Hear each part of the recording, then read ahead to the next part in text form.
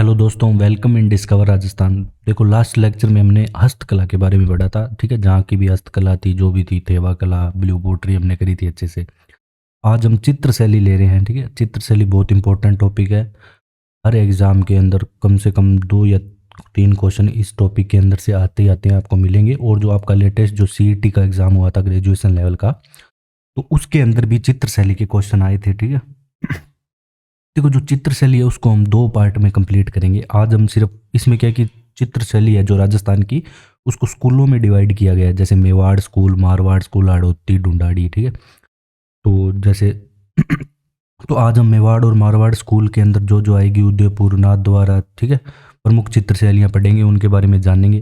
देखो, जब भी हम चित्र शैली पढ़ते हैं तो अपने को एक तो जो फेमस चित्र होगा उसके जो चित्रकार का नाम याद होना चाहिए। एक 3 बातें याद होनी चाहिए। एक, किसके शासनकाल में आई, किसके शासनकाल में सबसे ज़्यादा प्रसिद्ध हुई। ठीक है, ये 2-3 चीज़ें इंपॉर्टेंट है।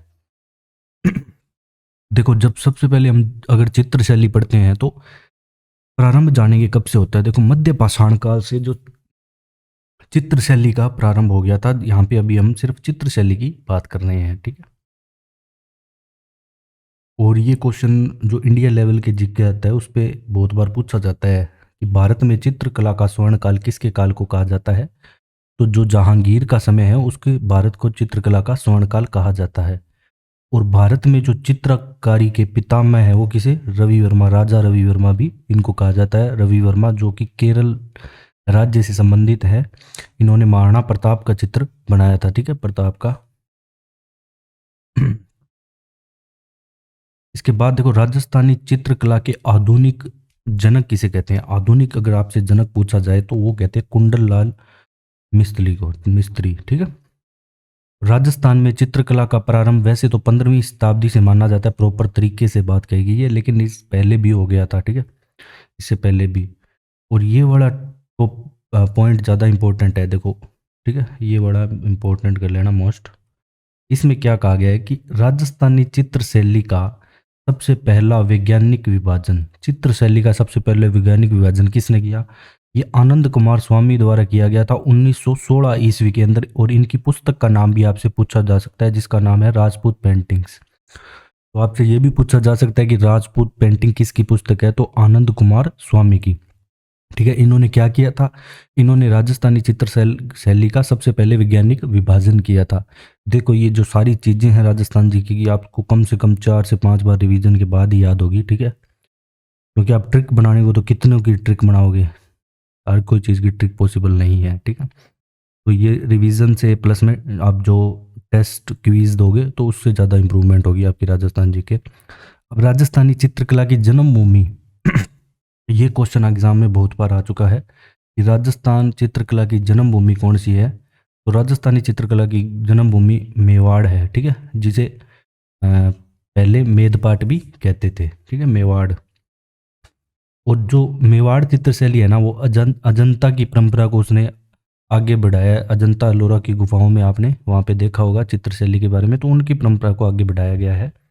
ठीक है, उनसे प्रेरित है ऐसे कह सकते हैं अपने। जो मेवाड़ चित्रशैली है अजंता चित्रशैली से प्रेरित है। अब जो राजस्थानी चित्रकला है, ठीक है, जो राजस्थानी चित्रकला का स्वर्ण युग 17वीं शताब्दी के तो उत्तरार्ध में, ठीक है, और 18वीं शताब्दी के प्रारंभिक काल में माना जाता है।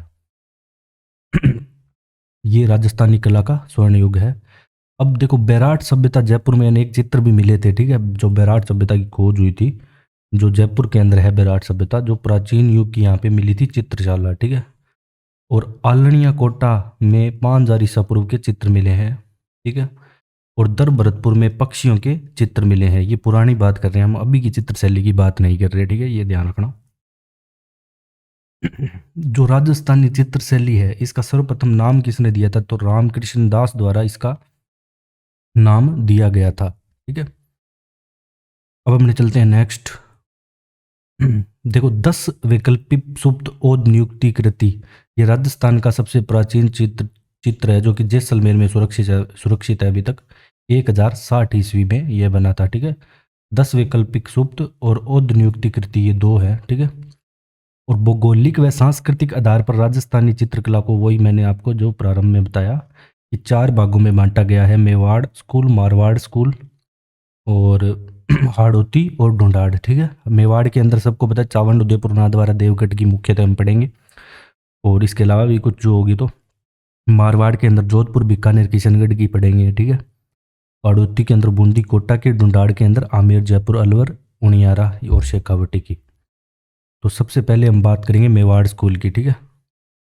जब हम बात करते हैं मेवाड़ स्कूल की तो राजस्थान चित्र शैली का सबसे प्राचीन व प्रमुख केंद्र मेवाड़ स्कूल रहा है, ठीक है।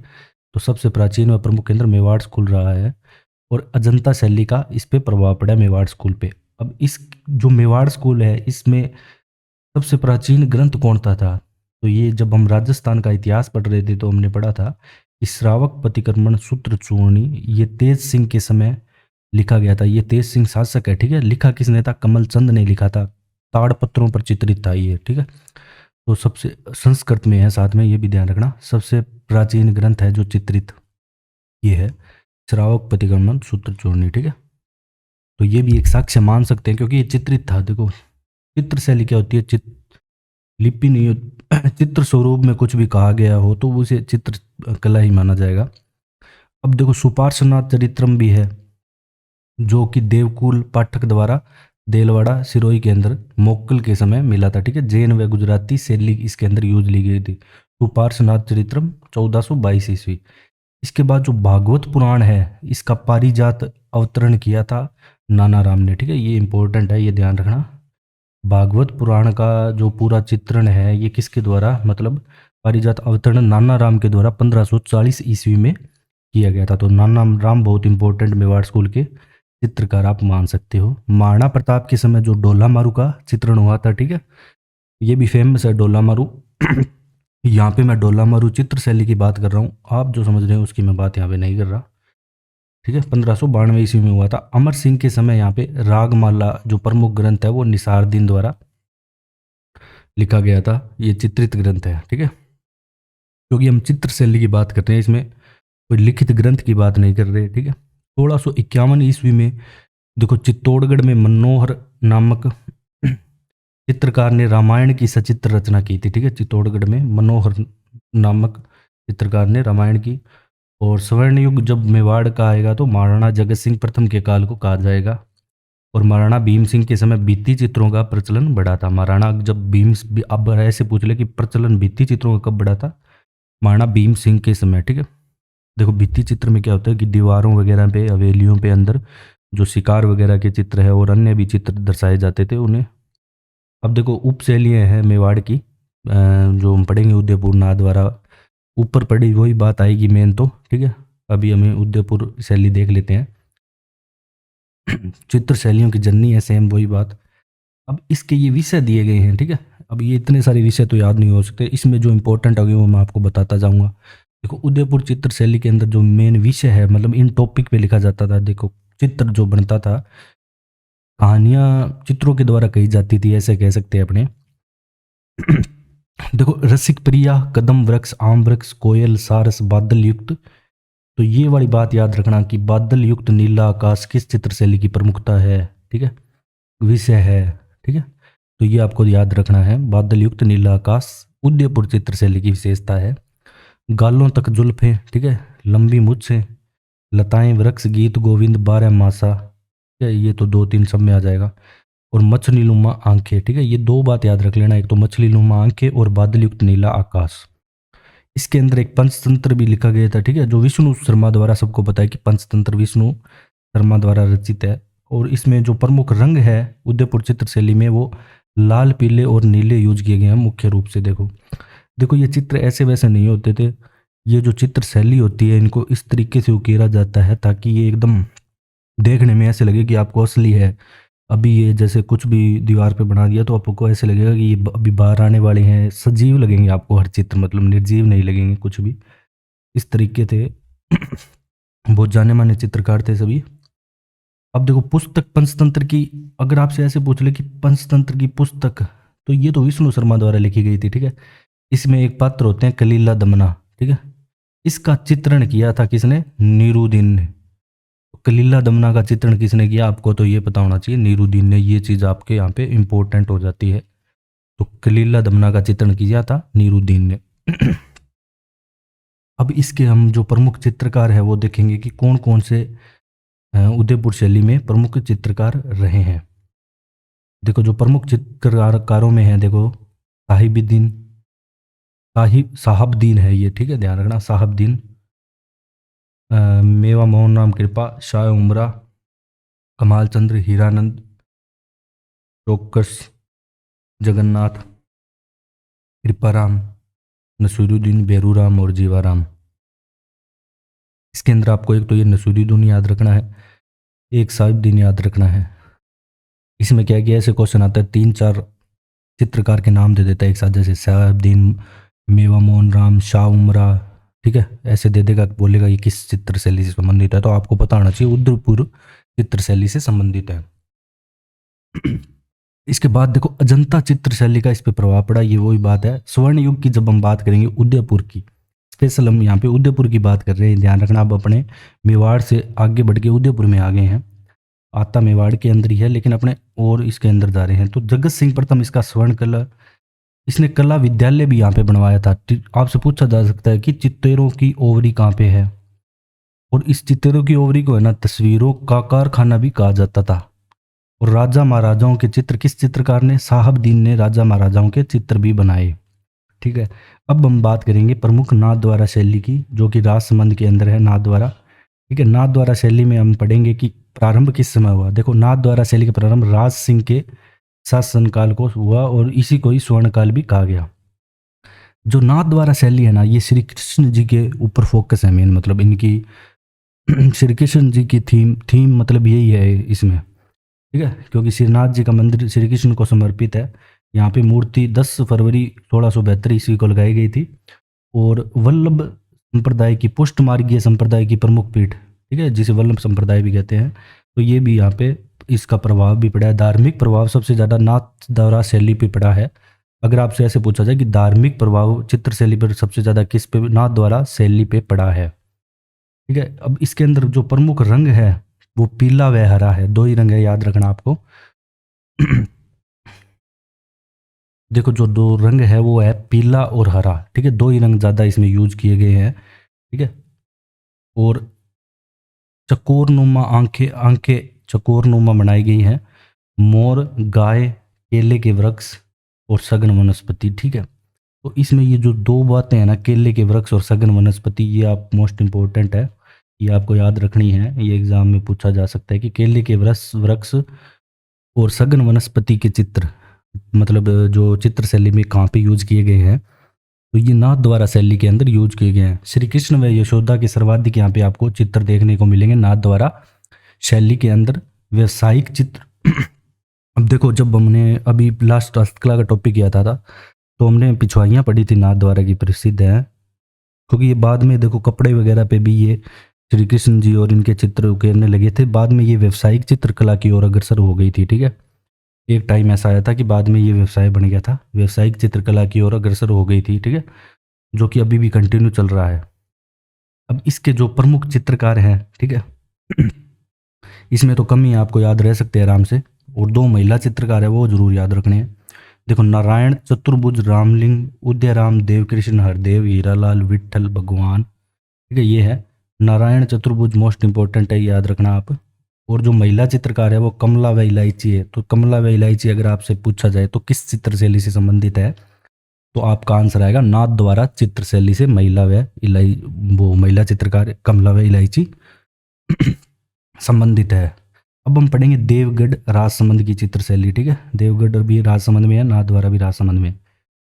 देखो सर्वप्रथम जो देवगढ़ की जो चित्र शैली है ना, इसको प्रकाश में लाने का श्रेय श्रीधर अंधारे द्वारा जाता है, ठीक है, प्रकाश में अंधारे, ठीक है, अंधेरा देखो प्रकाश में ला रहा है चीज़ों को, ऐसे याद रख लेना ये वैसे, ठीक है।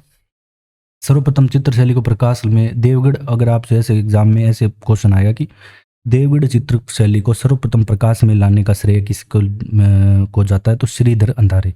देखो मैं अभी आपको इस एमसीक्यू वर्ड चीज़ के अलग से इसलिए नहीं करा रहा क्योंकि मैं यहाँ पे आपको बताता जा रहा हूँ कि कैसे क्वेश्चन पुटअप होंगे, ठीक है। वैसे हम क्वेश्चन जब करेंगे तो हम सब मिक्सअप करेंगे टॉपिक के, जैसे कला संस्कृति के एक साथ। भूगोल के और इतिहास के।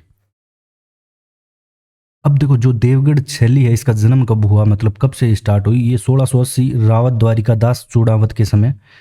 ठीक है, यहाँ के रावत 16वें उमराव कहलाते थे। ठीक है, ये आप याद मत रखना। ठीक है, अब सर्वाधिक विकास किस जय सिंह के समय यहाँ पे हुआ था देवगढ़ चित्र शैली का? किसके समय? जय सिंह के समय यहाँ पे सर्वाधिक विकास होता है। और प्रभाव पड़ता है मेवाड़, मारवाड़ व ढूंढाड़ तीनों का। तो ये मोस्ट इम्पोर्टेंट हो जाता है, क्योंकि एग्जाम में आएगा कि मेवाड़, मारवाड़ व ढूंढाड़ चित्र शैली का प्रभाव किस चित्र शैली पर पड़ा, तो ये पड़ा है देवगढ़ चित्र शैली पर, आपको याद रखना है। ठीक है, तो ये तीनों मिक्सअप होके ये मिश्रित शैली भी कहते हैं इसे, और इसे कोकटेल भी कहते हैं। ठीक है, कोकटेल को आपको पता हो गया, दो तीन चीज़ों को एक साथ मिला दे तो कोकटेल हो जाती है। लेकिन कोकटेल ड्रिंक की बनती है, मोकटेल जूस की बनती है, ये बात ध्यान रखना। देखो इस शैली में शिकार विषय ये बताए गए हैं, हाथियों की लड़ाई दिखाई गई है, राज दरबार के दृश्य, कृष्ण लीलाएं दिखाई गई है। ठीक है, तो हाथियों की लड़ाई, राज दरबार के दृश्य, कृष्ण लीला। देखो अब इस शैली के चित्र है ना अजारा की ओवेरी, जो मोतीलाल मोती महल में आपको देखने को मिल सकते हैं। ठीक है, अजारा की ओवेरी में। ठीक है, तो अब ये भी आपसे पूछा जा सकता है, तो ये इंपॉर्टेंट हो जाता है ये वाला पॉइंट भी। और मुख्यतः सिर्फ दो ही कलर है, हरे व पीले रंगों का प्रयोग किया गया है। प्रमुख चित्रकार जब आपसे पूछा जाए तो बग बगता, कमला प्रथम, कमला द्वितीय। ठीक है, ये कमला पसंद नहीं है, कमला प्रथम है, ध्यान रखना। कमला द्वितीय, चोखा व बैजनाथ। ठीक है, चोखा व बैजनाथ, ये इसके प्रमुख चित्रकार हैं। अब हम पढ़ेंगे चावंड शैली। ठीक है, चावंड शैली उदयपुर की है। देखो समय महाराणा प्रताप के समय, देखो चावंड राजधानी महाराणा प्रताप के समय ही बनी थी। ठीक है, ये आपका हिस्ट्री से रिलेटेड भी क्वेश्चन हो जाता है। देखो यहाँ पे चावंड राजधानी महाराणा प्रताप ने कब बनाई? 1585 में। ये चावंड राजधानी है ना, वैसे तो 1620 तक रही थी, लेकिन महाराणा प्रताप 1597 में मृत्यु हो गई थी। तो उसके बाद अमर सिंह ने भी, तो ये भी पूछा जा सकता है कि अमर सिंह ने चावंड को राजधानी कितने समय तक रखा, ये एग्जाम में पूछा गया, इसलिए मैं आपको यहाँ पे बता रहा हूँ। ठीक है, जो अब चावंड शैली थी, इसमें ढोला मारू का चित्र बना था महाराणा प्रताप के समय। किसने बनाया था? निसार दीन ने। और निसार दीन ने ही रागमाला सेट, एक चित्रित ग्रंथ की भी रचना की 1605 में अमर सिंह के टाइम।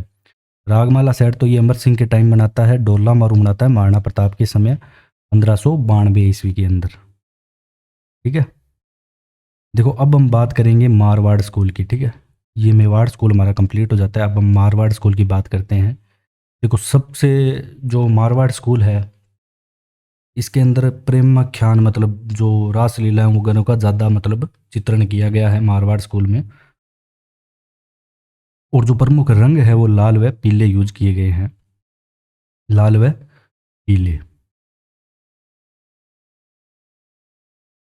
अब देखो जो इसमें हम सबसे पहले जोधपुर चित्र शैली के बारे में पढ़ेंगे। इसमें हम पढ़ेंगे देखो जोधपुर की, बीकानेर की, ठीक है, किशनगढ़ की, जो सबसे मेन है बनी ठनी। ठीक है, जोधपुर के अंदर क्या आता है कि इसका प्रारंभ होता है मालदेव के समय, शासक मालदेव के समय। मालदेव से पूर्व मेवाड़ का इस पे प्रभाव पड़ा है। और जो इसके स्वर्णकाल है वो दो शासकों के टाइम का है स्वर्णकाल, एक तो जसवंत सिंह और एक मान सिंह के समय का।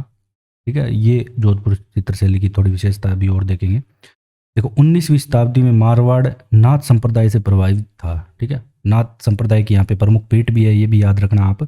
और ये किले के अंदर है ये भी, और जोधपुर के अंदर, ये भी याद रखना, नाथ संप्रदाय की प्रमुख पीठ है। देखो मान सिंह के समय जो चित्रकला है मठों में परिपोषित हुई, परिपोषित लिखा गया है यहाँ पे, परिपोषित। ठीक है, परिपोषित शह। मारवाड़ चित्रशैली पर वैष्णव संप्रदाय का प्रभाव विजय सिंह के टाइम पड़ा, तो वैसे याद रख लेना, वैसे विजय सिंह, वैसे वैष्णव। तो वैष्णव संप्रदाय का प्रभाव विजय सिंह के समय पड़ा था। और यूरोपियन चित्रशैली का प्रभाव तख्त सिंह के समय पड़ा। तो यूरोपियन से तो आपको याद रह जाएगा, क्योंकि देखो 1857 के स्वतंत्रता संग्राम के समय तख्त सिंह था शासक, तो वैसे याद रख सकते हो आप। ठीक है, यूरोपियन चित्रशैली का कब? तख्त सिंह के समय। और मुगल शैली का सर्वाधिक प्रभाव जसवंत सिंह प्रथम व मोटा राजा उदय सिंह के समय पड़ा। ठीक है, जो मोटा राजा उदय सिंह है ये पहले शासक होते हैं जो मुगल अधीनता स्वीकार करते हैं। और जो रागमाला चित्रावली है, इसके चित्रकार हैं वीर जी। कौन है वीर जी? इन ये रागमाला चित्रावली अगर आपसे पूछा जाए तो इसके चित्रकार कौन है? वीर जी। देखो इसमें जो मुख्य चीज़ें हैं जो बनाई गई थी वो क्या क्या है, मतलब क्या क्या चीज़ें ज़्यादा यूज में ली जाती थी, इसीलिए ये चीज़ दर्शाती है कि ये चीज़ें हर चित्र में बार बार मिलती थी आपको। जैसे आम का वृक्ष, अ, बदनुमा आंखें, चील, कुआ, ऊंट, घोड़ा, कुत्ता, कंटीली झाड़ियाँ। ठीक है, एक ये कंटीली झाड़ियाँ आपको याद रखनी है, मैं बता दूंगा मोस्ट इंपॉर्टेंट। मोतियों के आभूषण, ठीक है, मखमल की जूतियाँ, लंबी पूरेदार पगड़ियाँ, ये याद रखना। टोपी पहनी महिला, ठीक है, ये याद रखना। ठीक है, और गहरे काले बादल, उसमें नीला आकाश था, इसमें गहरे काले बादल है। ठीक है, अंजन पक्षी। ठीक है, तो ये चार पांच जो पॉइंट है ये ज़्यादा याद रखना आप, बाकी मत रखना। और इसके अंदर प्रमुख बात यह है कि लोक देवताओं के भी यहाँ पे चित्र बनाए गए थे, पाबू जी, अड़बू जी, जुझार जी, डूंगर जी के। और इसके अलावा जो शासक है नागौर का, अमर सिंह राठौड़, इसके भी बनाए गए थे। और ये लोक देवताओं को मैंने अलग से लिखा है। ठीक है, अब जो मारवाड़ शैली के जो विषय है प्रमुख वो क्या है? देखो इसके प्रमुख थे विजय जयदेव द्वारा लिखा गया गीत गोविंद। ठीक है, जो ग्रंथ लिखे गए थे उनको ये चित्रों में कन्वर्ट कर रहे थे एक प्रकार से। ठीक है, चंदन मन मलयगिरी, बेली कृष्ण रुक्मणी रो, मृगावती, फूलवती री बाता।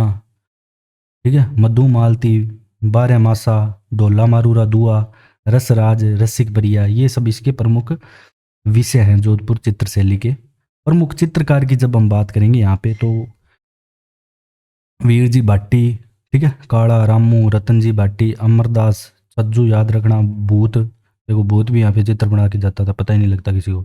देवदास, जीतमल, दाना भाटी, राम सिंह भाटी, ठीक है, शंकर दास, किशन दास, नारायण दास, शिवदास। ठीक है, तो ये इसके प्रमुख चित्रकार थे जोधपुर चित्र शैली के।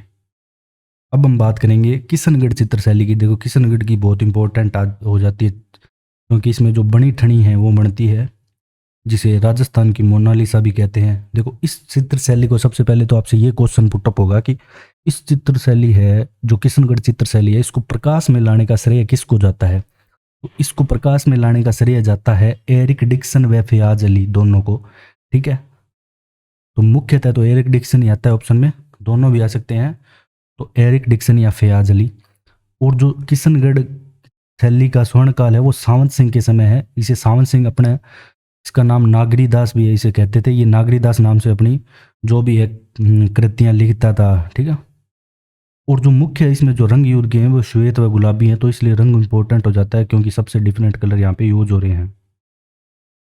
ठीक है, श्वेत, वाइट व पिंक। ठीक है, दो रंग यहाँ पे ज़्यादा यूज किए जाते थे। और सबसे ज़्यादा यहाँ पे मोर, भंवरा, बतख, बतख और हंस याद रखना आप, ये अलग है। जल मुर्गी, केला, गाय, खंजन नुमा आंखें, ठीक है, कमल का फूल और ऋतुओं का यहाँ पे चित्रण किया जाता था। अब यहाँ पे जो नागर समुच्चय है ना, ये निहाल चंद द्वारा लिखा जाता है। इसमें 75 चित्रित ग्रंथ होते हैं। नागर समुच्चय किसके द्वारा? निहाल चंद के द्वारा लिखा जाता है। और राधा कृष्ण का यहाँ पे चित्र भी बनाया जाता है, वो भी निहाल चंद के द्वारा बनाया जाता है। तो निहाल चंद किशनगढ़ शैली से संबंधित है, याद ध्यान रखना।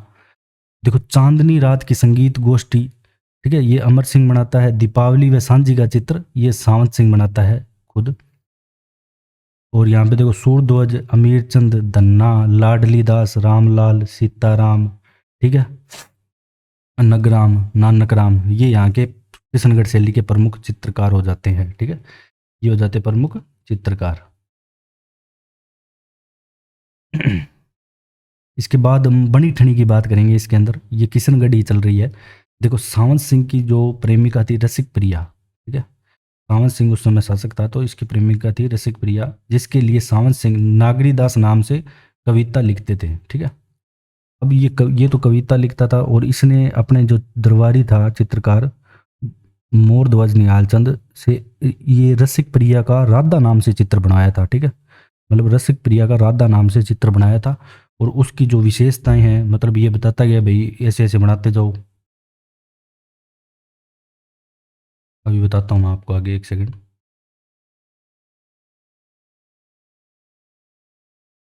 हाँ तो एक सेकंड रुक गया। तो ये ऐसे बताता गया कि सावी सिंह ने अपनी दरबारी निहालचंद ने बनाई थी। ठीक है, ये ध्यान रखना। रसिक प्रिया का राधा नाम से चित्र बनवाया। देखो ये कहता है कि लंबी जुल्फें बनाओ, उसने बना दी भाई। घने काले बाल बनाओ, हाथ में आधा खिला कमल बना दो, धनुष्काकार भुएं बना दो। पूरा उसने देखो मेजरमेंट कर रखा था देख देख के।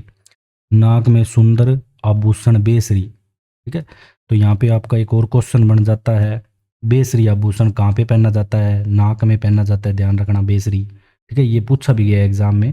तो नाक का आभूषण है बेसरी, बेसरी नाक में पहना जाता है। एक हाथ में घूंघट पकड़े हुए, एक लट गालों पे, ठीक है, तीखी नाक, तीखा नयन नक्श, माथे पर बिंदी। ठीक है, ये है इसकी विशेषता थी जो बनाई थी निहाल चंद ने। सफेद मोतियों की लड़ी। ठीक है, अब इस चित्र को प्रकाश में कौन लाता है? वही एरिक डिक्सन पियाजली लाते हैं। ठीक है, भारत की मोनालिसा कौन कहता है? एरिक डिक्सन कहता है भारत की मोनालिसा। बनी ठनी पर डाक टिकट भी जारी हो चुकी है, ध्यान रखना। 5 मई 1973 को हुई थी, 5 मई 1973 को बनी ठनी पर डाक टिकट जारी हो चुकी है। अब हम चलते हैं नेक्स्ट, बीकानेर शैली पे। ठीक है, बीकानेर में देखो हम पढ़ेंगे मेन उस्ता कला है मेन, तो बाकी अन्य भी है।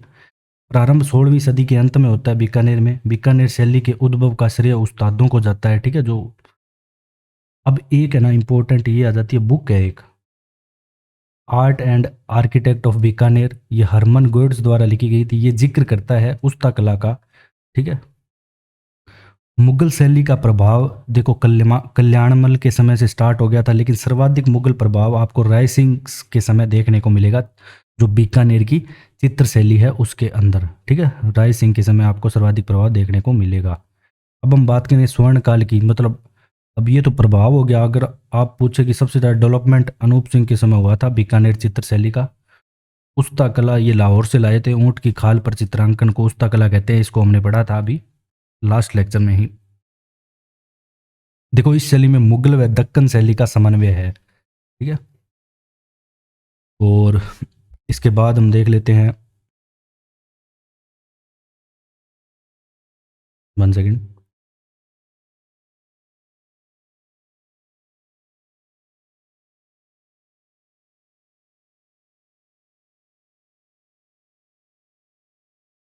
एक सेकंड, थोड़ा सा टेक्निकल इशू आ रहा है। देखो इस चित्रकला में देखो जो रंग यूज किए गए हैं मुख्यतः वो पीला, बैंगनी, हरा, लाल, ठीक है, जामुनी, ऊंची पगड़ियाँ, मृग नयनी आंखें, ठीक है, हिरनी के समान आंखें, आम का वृक्ष, चील, कोआ, ऊंट, घोड़ा वगैरह यूज किए गए हैं इस शैली में। चित्रकार अपने चित्र के, अब ये मोस्ट इंपॉर्टेंट है, ये बहुत बार एग्जाम में आ चुका है, सारे भी आरपीएससी और RSMSSB बोर्ड के भी। इस चित्र शैली में चित्रकार अपने चित्र के नीचे अपना नाम व तिथि अंकित करता था कि भाई इस डेट को मैंने ये बनाई थी पेंटिंग। अब इसमें जो मुख्यतः विषय जो लिए गए हैं वो रागमाला शिकार के दृश्य, राज परिवार के दृश्य, ठीक है, राग रागिनी, बारह मासा, बारह मासा तो हर एक में है, मुन्ना लाल, साहिबुद्दीन, ये प्रमुख यहाँ के आ जाते हैं चित्रकार। ठीक है, मुन्ना लाल, साहिबुद्दीन, रहीम खां, अहमद उमरानी, अब्दुल्ला हसन, ठीक है, कासिम, बाउद्दीन, रामलाल, शाह मोहम्मद, कायम मुराद, नाथू, ये याद रखना, रुकनुद्दीन बहुत बार एग्जाम में आया हुआ है, अली राजा, आसिर खां, इसामुद्दीन उस्ता, ठीक है, इसे पद्मश्री मिला था इसामुद्दीन उस्ता कला के।